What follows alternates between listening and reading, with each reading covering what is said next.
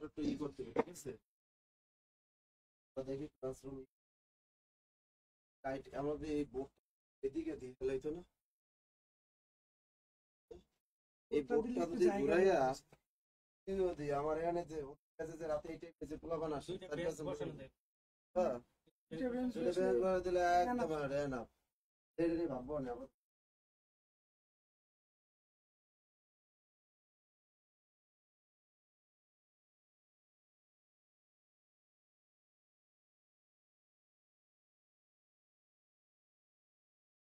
এই বিশেষ করে ক্লাস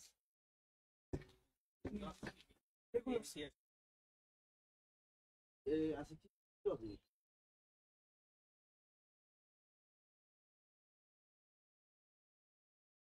ক্লাস আছে আগে হয়েছিল লেখকদের ক্লাস আছে কি গুরুত্বপূর্ণ লেখক মানে উল্টা পাল্টা কথা কয় তিনটার সময় নিচে টপিক বেশি ওইটাই বলে ওইটাই লেখা আছে তাই না আর কিছু পড়াইছে এর আগে তারপর আবার আমি এর জিজ্ঞেস আগে করলাম স্যার নিউজ পেপারের ক্লাস দেখে রে বস আচ্ছা বস বস দেখি কোন কবি বাকি আছে দিয়ে দেবো এগুলা হ্যাঁ স্টার্ট দিয়ে দে তুই লাইভ চালা এটা তো আর ফ্রি ক্লাস না লাইভের কাজ লাইভে চলবে লেকচার শিট গুলো পোলাপানে গুছায় না আমি যে একটু ধরবো তাও সময় পাই না দিছো লাইভ দিছো এটা লাগাই দে তো এসি দে এই কিরে কিরে সাউন্ড নাই সাউন্ড নাই নাকি আমার ফোনটা চার্জে লাগাও এই নিয়ে লাগাও তোমার নাস্তা খাওয়াস না বেটা পেটে লাগছে ক্ষুধা এই ক্লিয়ার ক্লিয়ার আচ্ছা বলো তো গত ক্লাসে কোনো গুরুত্বপূর্ণ রাইটার পড়ানো হয়েছিল কিনা রবি ঠাকুর নজরুল এগুলো পড়ানো হয়েছিল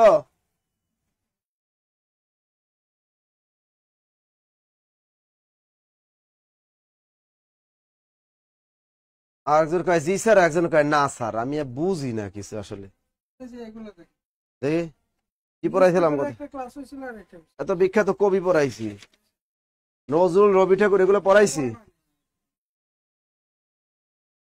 সাউন্ড কম কি যে কম আমি নিজেও জানি না এরা একজন কয় রবি আর নজরুল পড়াইছেন আবার কয় পড়া নাই আমি আর কি বিপদে আছি হ্যাঁ রিভিশন হবে আচ্ছা এই একটু ওয়েট আমি একটু অফিসে জিজ্ঞেস করে আসি একটু ওয়েট করো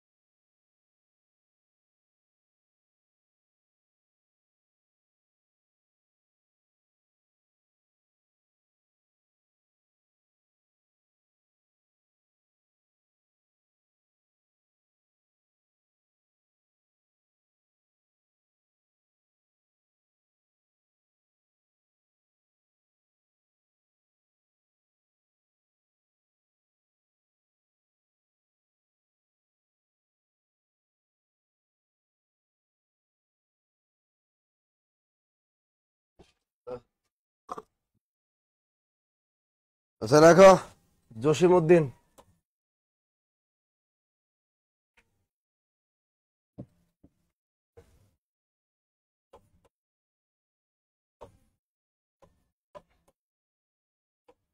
কি লিখবা? জসিমউদ্দিন লেখো। জসিমউদ্দিন। কি লিখবা? জসিমউদ্দিন। এ বেটা জন্ম লাভ করছে কবে? 1903। মারা গেছে কবে? 1976। দ্রুত ধরবা, দ্রুত, অনেকগুলো কবি সাহিত্য। টাস টাস লিখে ফেলবা। জন্ম 1903, দ্রুত লেখো। আরেকজন স্যার বাচ্চা হয়েছে ভাই। আজকে টপিকে হলো বিভিন্ন গুরুত্বপূর্ণ লেখক, কেউ কোনো কথা বলবা না, কোনো কমেন্ট হবে না। গুরুত্বপূর্ণ লেখক ধুমিত পড়তে থাকো। এক নম্বর কি জন্ম কত? 1903। এবারে মরছে কবে? 1976 সালে। বেটা মারা গেছে, মরুক, সমস্যা নেই। এ জন্ম লাভ করছে কোথায়? এ বাড়ি কই? জসীমউদ্দিন বাড়ি কই? এ জসীমউদ্দিন বাড়ি কোথায়? নোয়াখালী। জসীমউদ্দিন বাড়ি কোথায়? নোয়াখালী না, এ বাড়ি হলো ফরিদপুর। বাড়ি কোথায়? ফরিদপুর। কোথায় বাড়ি? ফরিদপুর। তার পৈতৃক নিবাস কোথায়? অম্বিকাপুর গ্রাম, ফরিদপুর। আর তার জন্মস্থান কোনটা? তাম্বুলখানা গ্রাম, ফরিদপুর। এটা আমরা সবাই জানি। আমি আগামীকাল যাবো এখানে, আগামীকাল এই কবির বাড়িতে যাব আমি আগামীকাল। এখন দেখো, এই যে আমাদের জসিম ভাই, এ জন্মলাভ করলো, মরছে, বাস ঠিক আছে, কিন্তু এই লোকটার সবাই জানি পল্লী কবি বলা হয়, কিন্তু এটা কোনো পরীক্ষা আসবে না যে বাংলা সাহিত্যে পল্লী কবি বলা হয়। এখানে এই ধরনের প্রশ্ন আসে না। পরীক্ষা আসবে তার ছদ্মনাম। তার দুই পিস ছদ্মনাম আছে, একটা হলো তুজম্বর আলী, একটা হলো তুজম্বর আলী, আর একটা হলো জমিরউদ্দিন মোল্লা। কি আছে? তুজম্বর আলী, একটা জমি। তার এই বেটার ছদ্মনাম আছে দুইটা, দ্রুত লেখো ছদ্মনাম। এই বেটার ছদ্মনাম আছে দুই পিস। এক পিস কি? তুজম্বর আলী, তোষকে তু জ ময়বম্বর। এক নম্বর হলো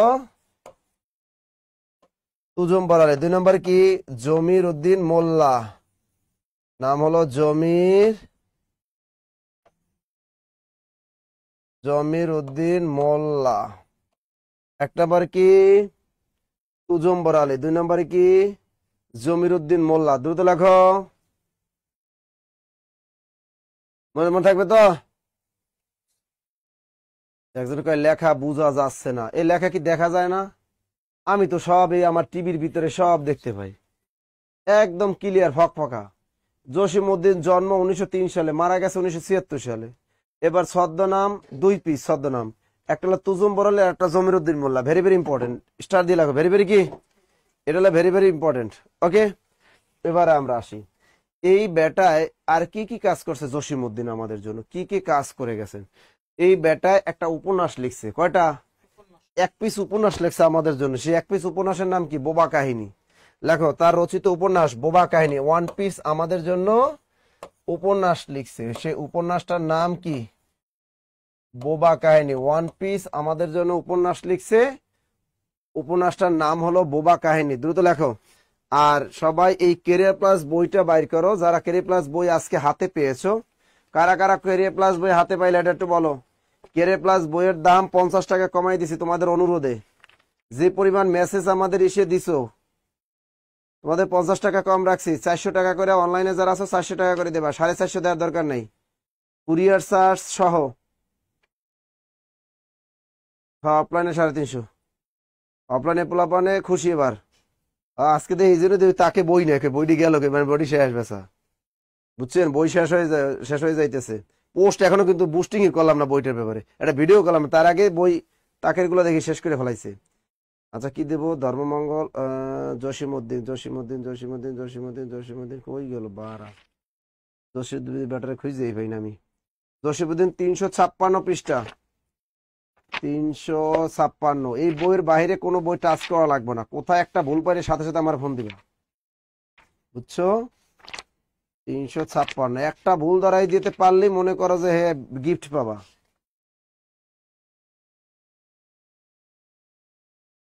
এই যে এই পৃষ্ঠা 356 পৃষ্ঠা বের করো, সবগুলা সুন্দর মতো টেকনিক দিয়ে দেয়া আছে। আমরা টেকনিক দিয়েই পড়বো এগুলা, প্রথম বিগত সালে এগুলা পড়বো। স্যার বউ টুবানি ফুল কি উপন্যাস না? ওরে বেটা, উপন্যাস, কিন্তু পরীক্ষায় আসে না, ওগুলা উপন্যাস আসে না। স্যার আমাদের দেখতে আটকে যাচ্ছে। কি আটকে যাচ্ছে? আচ্ছা, তার উপন্যাস ওই বউ টুবানি হাট আছে, ওটা ওটা আসে না পরীক্ষায়, পরীক্ষায় এইটাই আসে, নাম কি? বোবাখানি। লেখো শেষ।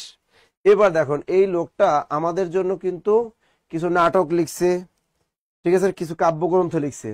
তা এখন লেখো, তা কাব্যগুলোটা আবার চেঞ্জ করে আসে পরীক্ষা আসে, নিচের কোনটি গাথা কাব্য, আবার বলে নিচের কোনটি কাহিনী কাব্য। তা নিচের কোনটি গাথা বা কাহিনী কাব্য, এই জিনিসটা টেকনিক দিয়ে মনে রাখবে। তা তিনটে আছে গাথা বা কাহিনী কাব্য। তা প্রথমে লেখো গাথা বা কাহিনী কাব্য। গাথা অথবা কি, গাথা অথবা, এখানে কাহিনী বানানটা রস্বইকার দিবা। গাথা অথবা কাহিনী কাব্য পরীক্ষা অনেক স্টাইলে ঘুরায়, বিভিন্ন বিসিএস সহ সব চাকরি পরীক্ষায় ঘুরায় এই জসিম ভাইয়া থেকে। তাহলে গাথা বা কাহিনী কাব্য কি, পরীক্ষা আসবে নিচের কোনটি জসিমউদ্দিনের কাহিনী কাব্য, নিচের কোনটি গাথা কাব্য। টেকনিকটা লেখো সমান গাথা, সমান গয়কার গা থয়কার থা, টেকনিকটার নাম হলো সমান গাথা। টেকনিকটার নাম কি লিখবা? সমান গাথা, মনে থাকবে। এখন দেখো সো দিয়া কি মনে রাখবা? সুজন বাদিয়ার ঘাট। স্যার সাউন্ড কিছুই শোনা যায় না। এই তোমরা অন্যরা একটু কমেন্ট করে তো, সাউন্ড কি শোনা যায় না? স্যার লাইব্রেরিতে কি পাওয়া যাবে? লাইব্রেরিতে পাওয়ার দরকার কি, লাইব্রেরিতেও লাগবে না 400 টাকা, আর আমরাও তো তোমার কাছে 400 টাকা রাখতেছি, সমস্যা কি? তোমার বাসায় পৌঁছে দিয়ে আসবো, সুন্দরবন কুরিয়ারে তোমার পাঠাই দেবো, তোমার লাইব্রেরিতে যাওয়ার দরকার কি? এই তো সাউন্ড ঠিক আছে। এই যে অনেকে হেভি সাউন্ড, যারা নোকিয়া 1100 দিয়ে ক্লাস করো তাদের সাউন্ডের সমস্যা মনে হয়। সাউন্ড তো ঠিক আছে। ইলিয়াস লিখছে স্যার আমার পড়া মনে থাকে না, এই জন্য কি করণীয়? ওর একটা বিয়ে করাই দিতে হবে, হয় ওর একটা প্রেম করাই দিতে হইবে, না ওর একটা বিয়ে করাই দিতে হবে, তার দেখবে সব পড়া মনে থাকবে। কথা কি সত্য না? হয় ওর একটা বিয়ে করাই দিতে হইব, তাহলে দেখবো আর মনে থাকবে। আর একজন কয় স্যার আমি এখন তো কোনো বই পেলাম না।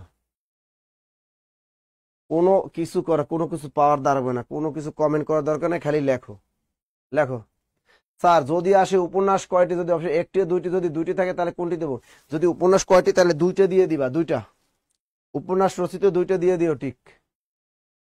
ওরে আজকে ক্লাসে পিডিএফ কতগুলা দিব, জসিমউদ্দিন কতগুলা রাইটার যে পড়াবার হিসাব নাই। মনে করে ক্লাসে শেষ করতে রাত 12টা বাজবো, এই 12টা পর্যন্ত কতগুলা রাইটার পড়াবো আমি নিজেও জানি না, বুঝছো? তার সমান গাথা। শোনো, কারো ভিডিও আটকে যাবে, এগুলো তোমার এলাকার নেটের সমস্যা, তোমার এলাকার টাইফয়েড ঘূর্ণিঝড়ের সমস্যা, এগুলো আমাদের এখানে সমস্যা না। সোতে লেখো সজন বাদিয়ার ঘাট, সজন বাদিয়ার ঘাট। মাতে মনে রাখো মা যে জননী কান্দে, মা যে জননী কান্দে। এবার দেখো নতে নকশি কাথার মাঠ, নকশি কাথার মাঠ, দ্রুত লেখো নকশি কাথার মাঠ। তাহলে আমি মনে রাখবো সমান গাথা, পরীক্ষা যে স্টাইলে আসুক, যে নিচের কোনটি জসিমউদ্দিনের গাথা কাব্য, নিচের কোনটি কাহিনী কাব্য, এক কথাই কি সমান গাথা। সোতে সজন বাদিয়ার ঘাট, মাতে মাঝে জননী কান্দে, নতে নকশি কাথার মাঠ। ক্লিয়ার? নতে কি নকশি কাথার মাঠ, নতে নকশি কাথার মাঠ। ওকে, গাথা বা কাহিনী কাব্য শেষ। আচ্ছা, গাথা বা কাহিনী কাব্য শেষ। আচ্ছা, এরপর আমরা কি লিখবো? খণ্ডকাব্য। এবার লেখো খণ্ডকাব্য। পরীক্ষা আসবে নিচের কোনটি খণ্ডকাব্য জসিমউদ্দিনের। খণ্ডকাব্য মানে কয়েকটা খণ্ডে বিভক্ত। এক নম্বর লেখো রাখালি, এটা কিন্তু জসিমউদ্দিনের প্রথম প্রকাশিত কাব্যের নাম কি? এটা প্রথম প্রকাশিত কাব্যের নাম রাখালি। কি নাম? রাখালি। 2 নম্বর কি? বালুচর, বয়কা বা লস্কেলু চর বালুচর। 3 নম্বর কি? ধান ক্ষেত, ধাইকা ধান ধান, খিয়তে একার তা ক্ষেত, বালুচর ধান ক্ষেত। বারাখালী, বালুচর, ধান ক্ষেত, সবকিছু অল ক্লিয়ার। বালুচর, ধান ক্ষেত লিখছে এটা। মাটির কান্না, মাটির কান্না, কাফনের মিছিল না, মাটির কান্না, এগুলো অনেক আছে। মাটির কান্না। এবার লেখো কাফনের মিছিল, কয়েকা কাফন নয়কা নেরা, কাফনের মিছিল। বালুচর রাখালি, বালুচর ধান ক্ষেত, মাটির কান্না, কাফনের মিছিল। এটা হলো 5 নম্বর। পদ্মা নদীর দেশে, 6 নম্বরে পদ্মা নদীর দেশে, পদ্মা নদ পদ্মা নদীর দেশে, এইগুলাকে বলে তার খণ্ডকাব্য। দ্রুত লেখো। খণ্ডকাব্যগুলো লেখো দ্রুত।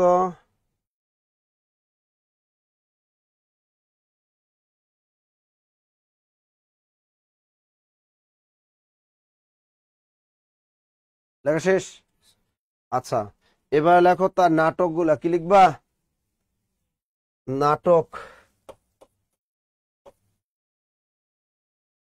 নাটক একটা টেকনিক দিয়ে মনে রাখো নাটকগুলা। টেকনিকটা পিডিএফ এ দেয়া আছে ক্যারিয়ার প্লাস বইয়ে।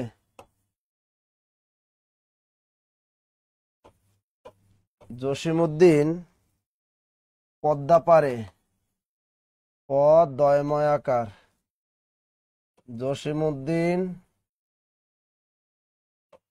জসিমউদ্দিন পদ্মা পারে মধুমালা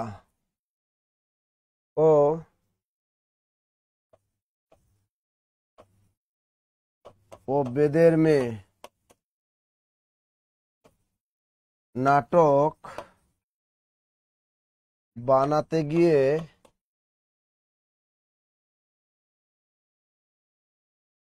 পল্লীবধূর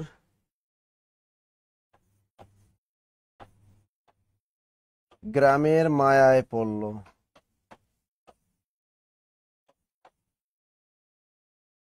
টেকনিকটা লেখো।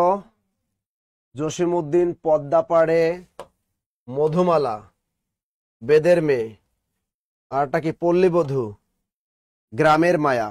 এগুলো হলো তার বিখ্যাত নাটক। এগুলো হলো তার বিখ্যাত নাটক। দ্রুত লেখো। কি লিখছে? আবাদাত হোসেন, ইবদাত হোসেন না কি লিখলো? রাখালি কত সালে প্রকাশ পায়? 1927 সালে। রাখালি প্রকাশ পায় 1927। লিখছেন? আপনারা লিখছেন? কি কি লিখলেন? জসিমউদ্দিন পদ্মা পারে মধুমালা ও বেদের মেয়ে নাটক বানাতে গিয়ে পল্লীবধূর গ্রামের মায়ায় পড়লো। জসিমউদ্দিন পদ্মা পারে মধুমালা ও বেদের মেয়ে নাটক বানাতে গিয়ে পল্লীবধূর গ্রামের মায়া পড়লো। এখানে দেখো তার নাটকে কি? পদ্মা পার, পদ্মা পার নাটকটিকার জসিমউদ্দিন, মধুমালা নাটকটিকার জসিমউদ্দিন, বেদের মেয়ে নাটকটিকার জসিমউদ্দিন, পল্লীবধূ নাটকটিকার জসিমউদ্দিন, গ্রামের মায়া নাটকটিকার জসিমউদ্দিন। ক্লিয়ার সবাই? গ্রামের মায়া নাটকটিকার জসিমউদ্দিন। ওকে, টেকনিক দিয়ে মনে রাখবা। তার কোনটি নাটক তাহলে এমনি পারবা। এবার লেখো আত্মজীবনী বা স্মৃতিকথা। আত্মজীবনী অথবা স্মৃতিকথা।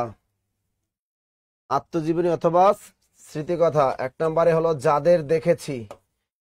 যাদের দেখেছি, এটা বিশেষ পরীক্ষা এসেছিল কিন্তু। যাদের দেখেছি। 2 নম্বর হলো ঠাকুর বাড়ির আঙিনায়। ঠাকুর বাড়ির আঙিনায়। একটা কি লিখলাম? যাদের দেখেছি। 2 নম্বর কি? ঠাকুর বাড়ির আঙিনায়। 3 নম্বর লেখো স্মৃতিপট। স্মৃতিপট, পট। যাদের দেখেছি, ঠাকুর বাড়ির আঙিনায়, আরটা কি? স্মৃতিপট। এগুলো হলো তার আত্মজীবনী বা স্মৃতিকথা। আরটা লেখো জীবন কথা। আরটা কি লিখবা? জীবন কথা। 4 নম্বরে আরটা লেখো জীবন কথা। Very very important. তাহলে এগুলা দেখো। এটাও বিশেষ পরীক্ষা আসছে, এটাও বিশেষ পরীক্ষা আসছে। এরপর ধরবে বিশেষ পরীক্ষায় জীবন কথা। এই কয়টা হলো তার আত্মজীবনী অথবা স্মৃতিকথামূলক গ্রন্থ। কি কি? যে কোনো জব পরীক্ষায় ধরবে। বিসিএস এর সাথে রিলেটেড চাকরি হলে প্রাইমারি, আর এখন সব চাকরি রিলেটেড। কোনটাতে ধরবে তুমি কল্পনা করতে। আর বিসিএস এর পোস্ট সব চাকরি পরীক্ষা ধরে সব। যাদের দেখেছি, ঠাকুর বাড়ির আঙিনায়, স্মৃতিপট, আরটা কি? জীবন কথা। এটা 3 স্টার মেরে রাখো। জীবন কথা 3 স্টার মেরে রাখো। যাদের দেখেছি এটা প্রাইমারি অন্য চাকরি পরীক্ষা ধরবে। ঠাকুর বাড়ি আঙিনায় এটা বিসিএস এ আসবে না, এটা অন্য চাকরি পরীক্ষা ধরবে। কিন্তু এই যে জীবন কথা, এটা ধরবে বিশেষ পরীক্ষায়। এবার লাগো শিশুতোষ গ্রন্থ বা শিশুতোষ কাব্য। শিশুতোষ গ্রন্থ অথবা শিশুতোষ কাব্য। শিশুতোষ গ্রন্থ, শিশুতোষ কাব্য। হাসু 1 পয়সার বাঁশি। হাসু। 2 নম্বর লেখে 1 পয়সার বাঁশি। 1 1 পয়সার বাঁশি। এরপর লেখেন ডালিম কুমার। ডালিম কুমার। হাসু 1 পয়সার বাঁশি ডালিম কুমার। এগুলো টেকনিক বানাবা যে হাসু কি করলো, হাসু 1 পয়সার বাঁশি দিয়ে বা হাসু 1 পয়সায় ডালিম কিনলো, হাসু 1 পয়সায় কি কিনলো। এই 3টা জিনিস তুমি শিশুতোষ গ্রন্থ টেকনিক দিয়ে মনে রাখবা। হাসু 1 পয়সায় বাঁশি কিনলো, 1 পয়সায় কি ডালিম কিনলো। হাসু 1 পয়সায় ডালিম কিনলো, টেকনিক দিয়ে মনে রাখো। হাসু 1 পয়সায় ডালিম কিনলো, হাসু 1 পয়সায় ডালিম কিনলো, দ্রুত লেখো। হাসু 1 পয়সায় ডালিম কিনলো। এবার লেখো ভ্রমণ কাহিনী। হাসু 1 পয়সায় কি কিনলো, ডালিম কিনলো। এবার লেখো ভ্রমণ কাহিনী, ভেরি ভেরি ইম্পর্টেন্ট। সব চাকরি পরীক্ষায়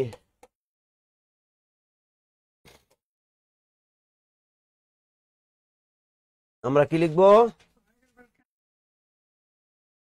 ওরে ওটা ওই বেটায় লিখছে, এই জন্য ও বেটায় যখন লিখছে তদ্রিকার দিয়ে লিখছে, কিন্তু এটা তো আর ওই বেটার সাহিত্য না। আচ্ছা এবার কি লিখবো, এবার লিখবো ভ্রমণ কাহিনী। ক্লিয়ার। তা ভ্রমণ কাহিনী কি কি আছে, 1 নম্বরে কি, 1 নম্বরে ভ্রমণ কাহিনী কি বলতে পারবো, চলে মুসাফির, এটা তার প্রথম ভ্রমণ কাহিনী, চলে মুসাফির। 2 নম্বর কি, যে দেশে মানুষ বড়, যে দেশে মানুষ বড়। 3 নম্বর লেখা হলদে পরীর দেশে, হলদে হলদে পরীর দেশে।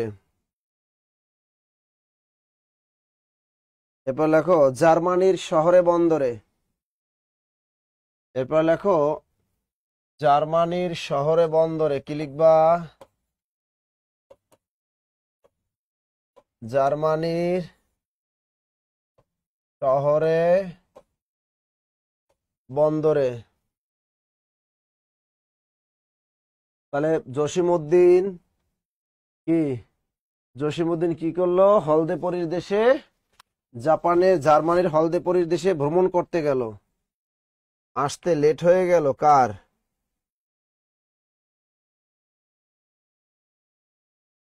লিখছো এই কটা কি তার ভ্রমণকারী। তার টেকনিকটা মনে রাখা যায় না। জসিমউদ্দিন কি করলো, জার্মানির হলদে পরীর দেশে কি মুসাফির বেশে কি করলো, ভ্রমণ করতে গেল। এরকম টেকনিক বানাই দেয়া আছে, আর নিজেরা বানাই ফেলবা। জসিমউদ্দিন কি করলো, জসিমউদ্দিন জার্মানির শহর হলদে পরীর দেশে ভ্রমণ করতে গেল। জসিমউদ্দিন জার্মানির শহর হলদে পরীর দেশে ভ্রমণ করতে গেল। এরকম বানাই লিখবা। যে যেরকম পারো টেকনিক যদি নিজেরা বানা ওইটা মনে থাকে, ঠিক আছে না, এগুলো কি মনে থাকে। তাই এগুলো হলো তার ভ্রমণ কাহিনী। ভ্রমণ কাহিনী কটা very very important, very very important ভ্রমণ কাহিনীগুলো মনে থাকবে তো। এবার তার গল্প গ্রন্থ আছে একটা বিখ্যাত, হাসির বাঙালির হাসির গল্প। তার বিখ্যাত একটা গল্প গ্রন্থ আছে, বাঙালির হাসির গল্প। তার বিখ্যাত একটা গল্প গ্রন্থ আছে, নাম কি, বাঙালির হাসির গল্প। ওটার নাম হলো বাঙালির হাসির গল্প। নাম কি, বাঙালির হাসির গল্প। আর বাঙালির হাসির গল্প এটা কার, বাঙালির হাসির গল্প কার, এটা বিখ্যাত জসিমউদ্দিনের গল্প গ্রন্থ। দ্রুত লেখো।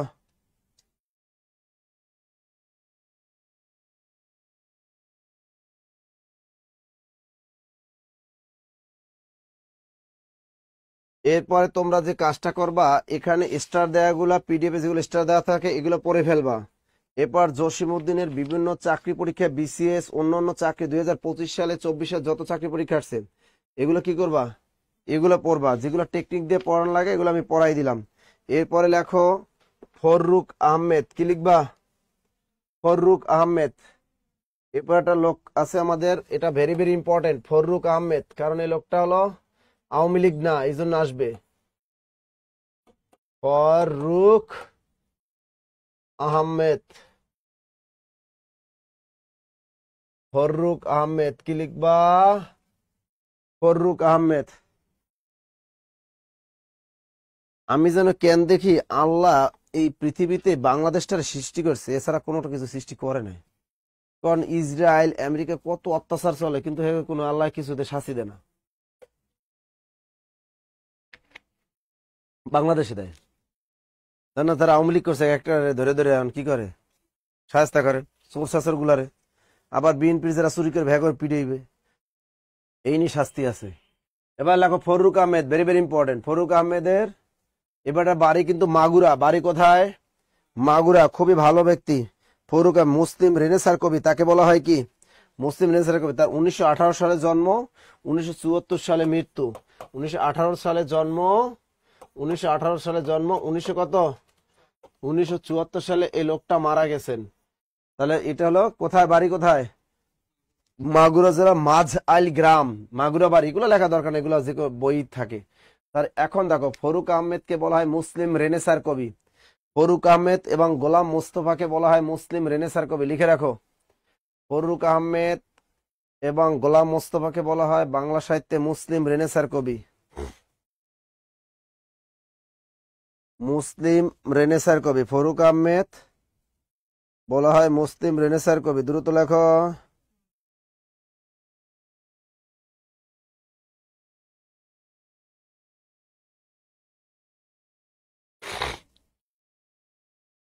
ফরুক আহমেদ লিখছেন। মুসলিম রেনেসার কবি কয়জন? ফরুক আহমেদ একজন, আরেকজন কে? গোলাম মোস্তফা। লেখা শেষ। এখন দেখেন এই ফরুক আহমেদ কিন্তু আমাদের জন্য দু একটা কাব্যগ্রন্থ মাশাআল্লাহ লিখে গেছেন, এজন্যই তিনি একজন বিখ্যাত। তার প্রথমে তো কাহিনী কাব্য লিখছে একটা, হাতেম তাই।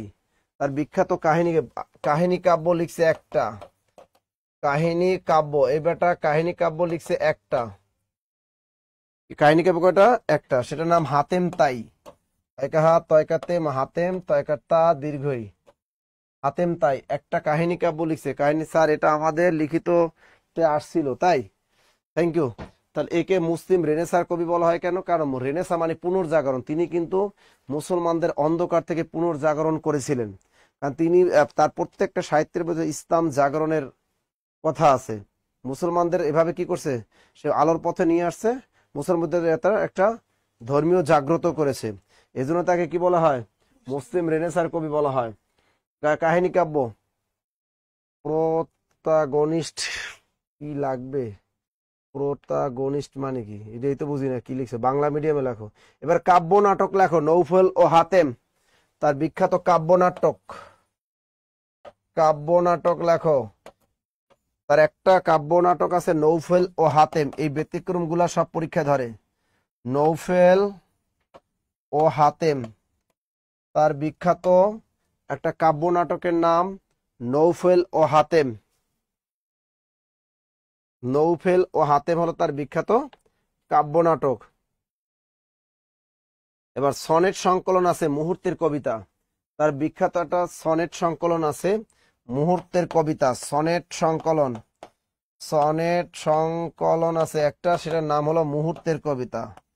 মুশকিল মুহ হয় দীর্ঘকার তয়রে মুহূর্তের কবিতা। তো দেখো তার সনেট সংকলনে একটা নাম হলো মুহূর্তের কবিতা। কাহিনী কাব্যের নাম হাতেম তাই, কাব্য নাটকের নাম নৌফুল ও হাতেম, সনেট সংকলনের নাম মুহূর্তের কবিতা। দ্রুত লেখো। কাহিনী কাব্য একটা হলো হাতেম তাই, কাব্য নাটক একটা নৌফুল ও হাতেম, সনেট সংকলন হলো মুহূর্তের কবিতা। আলাদা আলাদা ভাগ ভাগ করে এগুলো পড়তে হয়। পরীক্ষা বলে নিচের কোনটি কাব্য নাটক, আবার বলে যে নৌফেল হাতেম কোন ধরনের গ্রন্থ। না এটা হলো কাব্য নাটক নাকি উপন্যাস নাকি প্রবন্ধ, এরকম কিন্তু ঘুরায় বিভিন্ন জব পরীক্ষায়। লেখা শেষ? গুড। এবার লেখেন তার শিশুতোষ কাব্য। শিশুতোষ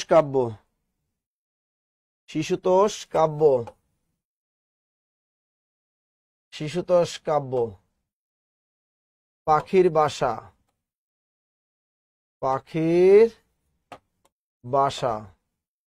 দুই নাম্বার কি? হরফের পাখির বাসা। হরফের ডয় বিন্দু রেখা, হরফের ছাড়া। দ্রুত লেখো।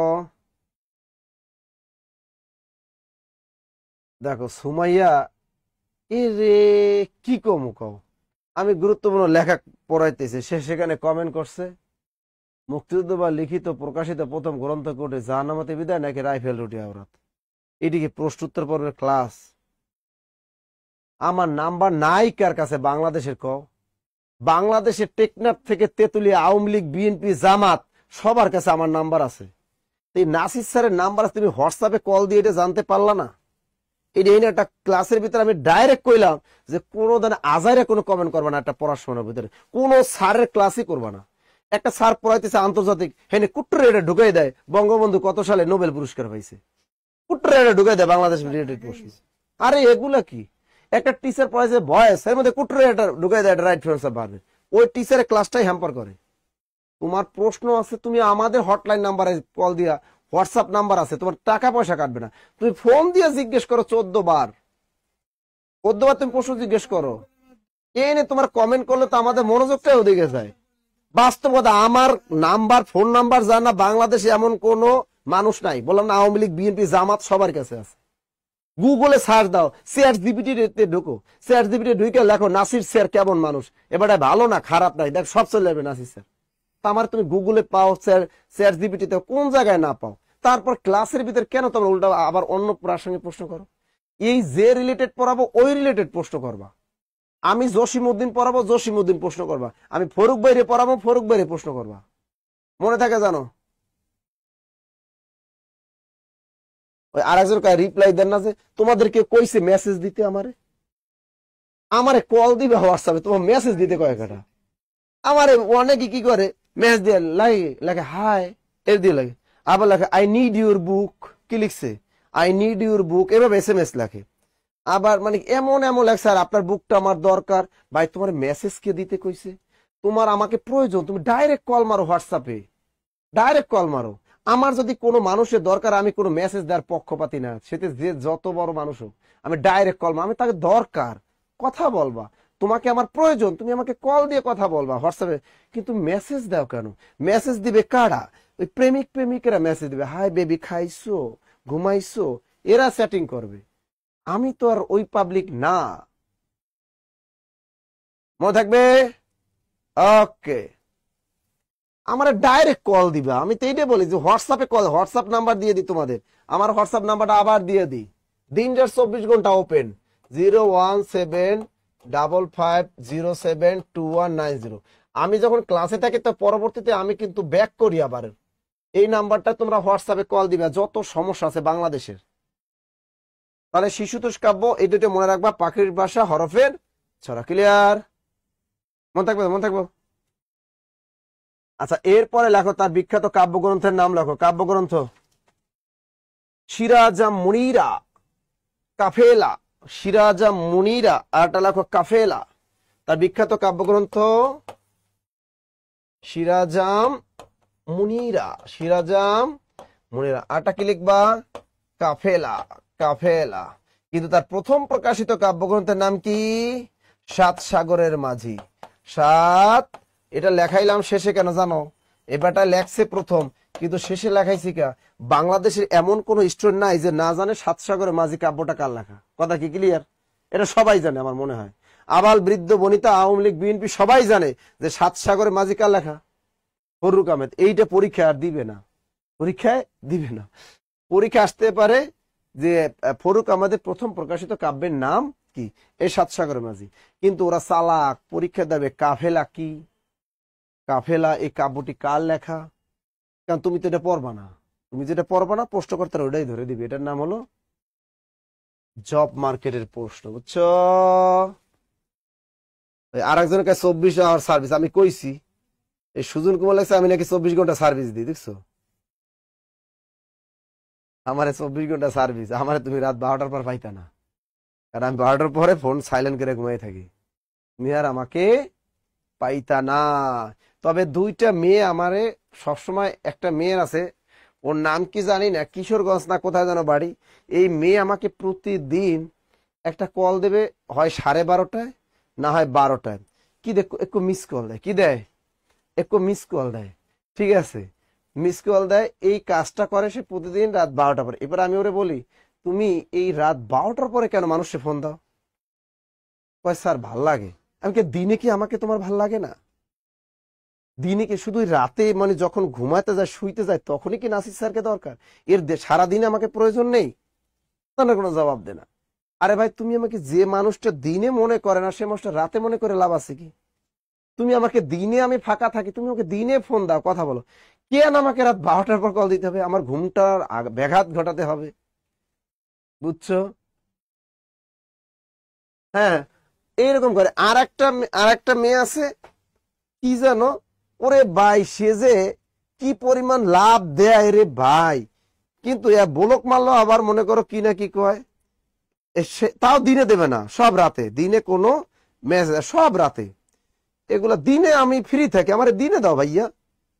এই যে দেখো কই জানো, কই গেল, কই, এই যে আছে, এই যে এবার এই যে দেখো কত আছে, কত, এখন হিসাব নাই। এই এখন আবার মেসেজ লিখতেও আছে সে, এই যে দেখো দেখো এই মেসেজ লিখতেও আছে, কি জানো, এর কোনো কাজ নাই, খালি ভিডিও দেয়, লাভ দেয়, কোনো কিছু কয় না। এগুলো কি, আবার একটা ফোনও দেয় রাত 11টা 12টার পরে। ভাই তোমার তো কিছু কইতে হইবে ফোন দিয়া, ঠিক না? কিন্তু কিছু কয় না। এরকম অনেক আছে। লিখছো? তা লিখছো লিখছো লিখছো, এবার কি লিখবো আমরা?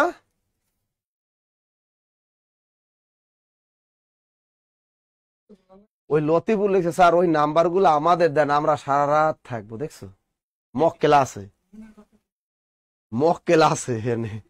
ভাই আমি টাইম পেই না, বাস্তব কথা। তুমি দেখো সারাদিন তোমাদের ক্লাস নেই, বই তৈরি করি, তারপরে এত কিছু করার পরে এরপরে কত কিছু ব্রাঞ্চ, আগামীকাল সকালে আবার চলে যাবো রাজবাড়ি, রাজবাড়ি ফরিদপুর শাখায় সেমিনার নিব। এরপর আমি এই টাইম কই সেটিং করার, টাইম কই, বুঝছো? টাইম কই। আমার একটা মোশাররফ করিম একটা নাটক দেখছিলাম, ও প্রেম করে অনেকগুলা, ওই ফোনদারের লোক রাখে, ফোনদার অনেকগুলা লোক রাখে, তা আমার এরকম কিছু করবে লোক রাখতে, বুঝছেন? আচ্ছা লিখছেন লিখছেন লিখছেন, গুড। আচ্ছা, ফরুক আহমেদের কাব্যগ্রন্থ শেষ, এবারে আমরা ফরুক আহমেদ ভাইয়া শেষ, এবার আমরা মীর মোশাররফ হোসেনের কাছে যাই। Very very important, Mir Mosharraf Hossain. আমি কিন্তু প্রত্যেকটা কবি সাহিত্যের মেইন থিম গুলা দিয়ে দিচ্ছি, আপনার বিস্তারিত এই একদম কবি সাহিত্যিক পিডিএফ কটা দিয়ে দিবে। আর কেরিয়ার প্লাস বইটা কেন, সবার জীবনের মানে বেস্ট একটা বই কেরিয়ার প্লাস। বিশেষ পরীক্ষা এখান থেকে কমন পড়বে সব, প্রাইমারি তো সব পড়বেই, যে কোনো চাকরি পরীক্ষা সব কমন পড়বে, এবং টেকনিক দিয়ে লেখা সবই। মনে করো এই বইটা যখন পড়বা মনে করবা নাসির স্যারের ক্লাস আর করা লাগবে না, মানে আমার ছবি ভাই সরবে খালি প্রত্যেকটা লাইনে লাইনে। আচ্ছা এবার এখন দেখো আমাদের একজন বিখ্যাত ব্যক্তি ফররুক আহমেদ। এই আঙ্কেলের বাড়ি কোথায়? না, মীর মোশাররফ হোসেন। এই আঙ্কেলের বাড়ি হলো আমাদের কুষ্টিয়া। কোথায়? মীর মোশাররফ হোসেন। এই আঙ্কেলের বাড়ি আমাদের কুষ্টিয়া, কুষ্টিয়া, কুষ্টিয়া। ক্লিয়ার? মীর মোশাররফ। হ্যাঁ, দ্রুত লেখো দ্রুত লেখো। হ্যাঁ, নওশিন স্যার বলছে, স্যার আমার এলাকায় sir. Very good, very good, very good, very good. আমাদের কুষ্টিয়া শহীদুল খান, ভেরি গুড। আচ্ছা লেখো, এই যে আমাদের ফরুক ভাই 1847 আর 1911, 1847 আর 1911, আমাদের এই কাকার জন্ম হলো 1847, মৃত্যু 1911। আসে কিন্তু পরীক্ষায় যে মীর মোশাররফ হোসেনের জন্ম 1847 সালে, মৃত্যুবরণ করেন 1911 সালে। এই মীর মোশাররফ হোসেনের সব পড়বেন, সব বিশেষ পরীক্ষা ধরবে, সব জায়গায় ধরবে। মুসলিম সাহিত্যগুলো ভালো করে পড়বেন। হ্যাঁ, দ্রুত লেখো, মীর মোশাররফ হোসেন। আচ্ছা দেখেন, এখন তার দুইটা ছদ্মনাম আছে, গাজী মিয়া আর একটা হলো উদাসীন পথিক, যেটা ভেরি ভেরি ইম্পর্টেন্ট। আর তার দুইটা বউ ছিল, দুই বউ ছিল কয় পিস? তার 2 পিস কিন্তু বউ ছিল। ওইটা লেখার দরকার নাই, তার কয় পিস বউ ছিল, এগুলো পরীক্ষা কিন্তু আসবে না, আবার সব কথা লেখো না। এবারে দেখো তাহলে তার কি কি, একটা হলো গাজী মিয়া আর একটা কি তার বিখ্যাত ছদ্মনাম, ছদ্মমা না কেন, তার ছদ্মনাম ছিল 2 পিস। কয় পিস? 2 পিস। এক নম্বর হলো গাজী মিয়া, কি নাম? গাজী মিয়া। আর একটা ছিল উদাসীন পথিক, উদাসীন পথিক। দ্রুত লেখো, উদাসীন পথিক, দ্রুত লেখো, উদাসীন পথিক। তার বিখ্যাত ছদ্মনাম এই দুইটা, পরীক্ষা ধরবে কিন্তু এগুলা। এবার লেখো তার বিখ্যাত উপন্যাসগুলোর নাম লেখো।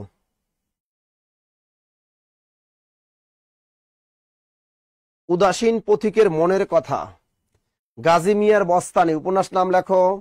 উদাসীন পথিকের মনের কথা, গাজী মিয়ার বস্তানি, উদাসীন পথিকের মনের কথা, উদাসীন পথিকের মনের কথা, উদাসীন পথিকের মনের কথা। আরটা লেখো গাজী মিয়ার বস্তানি, গাজী মিয়ার বস্তানি। এই দুইটা আগে লিখলাম, কিন্তু তিনি প্রথম লেখছে কোনটা? রত্নবতী। কি লিখছে? রত্নবতী। এটা কিন্তু লিখছে প্রথম। তাহলে উদাসীন পথিক, গাজী মিয়ার বস্তানি, রত্নবতী। রত্নবতী তার প্রথম প্রকাশিত উপন্যাস। স্যার আপনার কাছে আছে স্যার বইটি? হ্যাঁ আছে। দ্রুত লেখো। উপন্যাসকারের নাম লেখো। রত্নবতী। বিষাদ সিন্ধু। আর একটা লেখো, ইতিহাস আশ্রয়ী একটা বিখ্যাত উপন্যাস আছে, বিষাদ সিন্ধু। বিষাদ সিন্ধু। কি লিখবা? বিষাদ সিন্ধু। বিষাদ সিন্ধু। কি লিখবা? বসকে বিষাদ, বিষাদ সিন্ধু। এটা কেন শেষে লিখলাম? এটা সবাই পারে, এই জন্য পরীক্ষা আসতে পারে যে বিষাদ সিন্ধু এইটা কোন ধরনের উপন্যাস। এটা কিন্তু একটা ইতিহাস আশ্রয়ী উপন্যাস, অথবা এটাকে আরো বলে, ওটা হলো কি জানে বলে, আরে এটার কি বলে, কি বলে, কি বলে, মহাকাব্যিক উপন্যাস। এটাকে মহাকাব্যিক উপন্যাসও বলা হয় এবং একটি ইতিহাস আশ্রয়ী উপন্যাস বলা হয়। এবং এই উপন্যাসের নায়ক কিন্তু এজিদ। নায়ককে এজিদ, কারণ এজিদ বাইসে থাকে, হাসান হোসেন মারা যায়। কারবালার ঐতিহাসিক কাহিনী নিয়ে রচিত।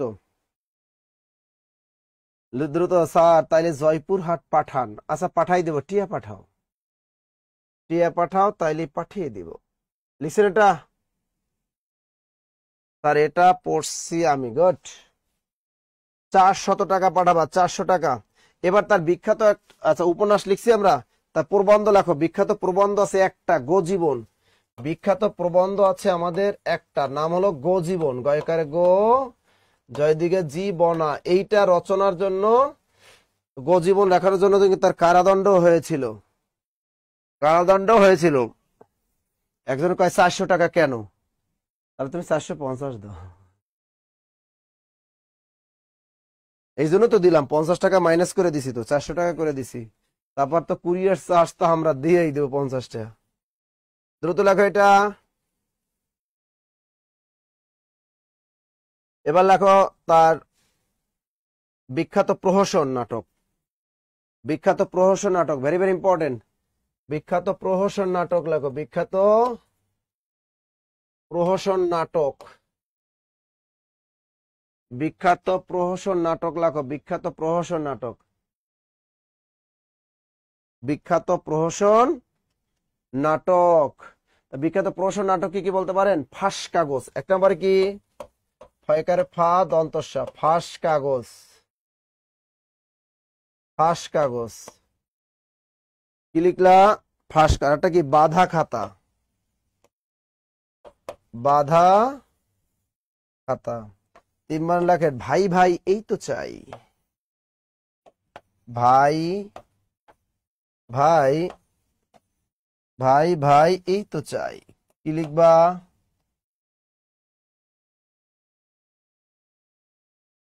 ওরে মুরসালিনা খাতুন, বিসিএস এর বই নিছো, কিন্তু এইটা হলো নতুন লেটেস্ট ভার্সনের একটা বই, আপডেট থাকতে হয় বইতে, তাই না? তার আমার কি কি লিখবা? ফাঁস কাগজ, বাধা খাতা, ভাই ভাই এই তো চাই। বান্দরবন আলী কদম পাঠানো যাবে? আরে যাবে, বাংলাদেশে যেখানে সুন্দরবন কুরিয়ার আছে ওই জায়গায় পাঠানো যাবে, টেনশনের কোনো কারণ নাই। বাধা খাতা, ভাই ভাই এই তো চাই, ফাঁস কাগজ লিখছো। আরটা লেখো এর উপায় কি। আর একটা লেখো 4 নম্বরে এর উপায় কি। এর উপায় কি, এর উপায় কি। এগুলো হলো তার বিখ্যাত প্রহসন। তার কোন নাম্বারে টাকা দিতে হবে? আমাদের 23 নাম্বারটা। 23 নাম্বারটা কই?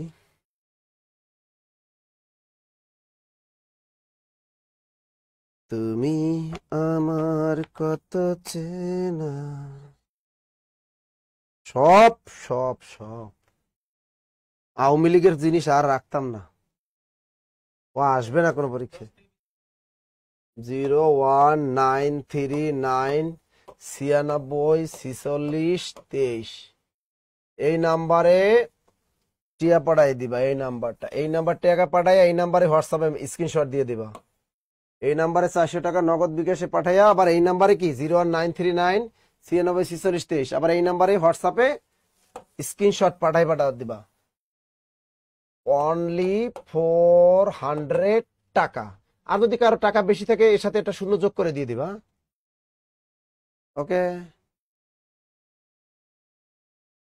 ও লেনদেনে ক্লাস শেষে করি স্যার, এত টাকা কই রাখবেন? জব মেডিসিনের বলে টাকা, খালি টাকা। জব মেডিসিন 1.5 টাকায় সার্ভিস দেয় ভাই, টাকা হলো উদ্ভাসের কোটি উদ্ভাস। যে টাকা বাংলাদেশে ওরা ইনকাম করে ও দিয়া ওরা একটা মহাদেশ কিনে ফেলাইতে পারে। বাস্তব কথা। ভার্সিটি এডমিশনে যে টাকা কামায় ইউসিসি করোনার ভিতরে ও কামাল পাটের কাছে আমি কামাল পাটের কাছে নাসির স্যার এবার ইনকাম ভালো না, আমি কেন বোঝেন না, করোনার ভিতরে পোলাপান টান কম পাইছি স্টুডেন্ট, আমি কত 30 কোটি টাকার মতো ইনকাম হয়েছে এবার। কত? 30 কোটি। আমি 30 কোটি টাকা কম, তাও নাকি কি তুমি ফোকাস উদ্ভাসে কয় কোটি কামাই তাহলে বছরে? মানে একটা এডমিশনই মানে উদ্ভাস আমার মনে হয় যে ও মানে 100 কোটি টাকা কামায়। 100 কোটি টাকা কামাই হলো যে ও মনে করে যে প্রতি ইসে। এটা জন্য সরকার কিন্তু কেউ ধরে না এরা যে কত যে আছে। তুমি চিন্তা, এক একটা স্টুডেন্ট কাছে 12 বা 20,000 18,000 14,000 নেয়। 26,000 হ্যাঁ 26,000, এখন 26,000 নেয়, কিন্তু এটার ভিতরে সরকার কোনো স্টেপ নেয় না। এত টাকা নিতেছে, অথচ একটা স্টুডেন্ট পিছিয়ে খরচ আহামরি কত 4 থেকে 5,000 টাকা খরচ হইতে পারে, 3-4-5,000 টাকা বেশি তার খরচ হওয়ার কথা না। নেই কত রে ভাই? আর জব মেডিসিন আমরা নেই কয় টাকা? 500 1000, তা আবার বই খাতা কলম সব দিই, যে হিটের টিচার দিয়ে ক্লাস দেই। আর উদ্ভাসন মিশে টিচার্স পেমেন্ট দেয় 500 টাকা, বাচ্চাদের আইনে এনে ধরে এনে এদের ক্লাস দেয়। ইনকাম হলো ভার্সিটি এডমিশনে। আমরা বড় রকম কেমনে কত? আচ্ছা লিখছি আমরা। আচ্ছা আমরা কি পড়তেছিলাম? প্রহসন নাটক, শেষ প্রহসন নাটক, প্রবন্ধ, আত্মজীবনী লেখো। আমার জীবনী বিবি কুলসুম, তার আত্মজীবনী আছে 2টা, ভেরি ভেরি ইম্পর্টেন্ট। তার আত্মজীবনী আছে 2টা, একটা আমার লেখো বিবি কুলসুম, বিবি কুলসুম, আর একটা লেখো আমার জীবনী, আমার জীবনী। এটাই কিন্তু তার প্রথম, তাহলে এটা হলো প্রথম আত্মজীবনী বিবি কুলসুম আমার জীবনী, বিখ্যাত তার 2টা আত্মজীবনী। 2টা লেখো। তা আপনারা তো অনেক ইনকাম করেন ভাইয়া। করি, হয়তো মাসে কয় টাকা পাই আমি? কোন মাসে 2 লাখ ইনকাম করি, কোন মাসে 1 লাখ, আবার যখন সার্কুলার দেবে হয়তো কোনো মাসে কামাবো 5 লাখ বা কোনো মাসে কামাবো 10 লাখ, এই আর কি। কিন্তু আমরা তো কষ্ট করি, আল্লাহ যা দেয়, আল্লাহ যা দেয় আমাদের, তাই না? প্রথম না, নতুন নতুন, বুঝে না আমরা তো নতুন, আমরা নতুন।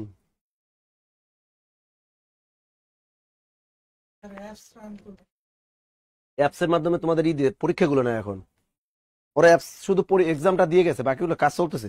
একটা অ্যাপস অনেক 2 মাস যাবত কাজ করতেছে, হয়তো আর 1 মাস লাগবে অ্যাপসটা শেষ করতে। এটা নাকি অনেক সময় লাগে।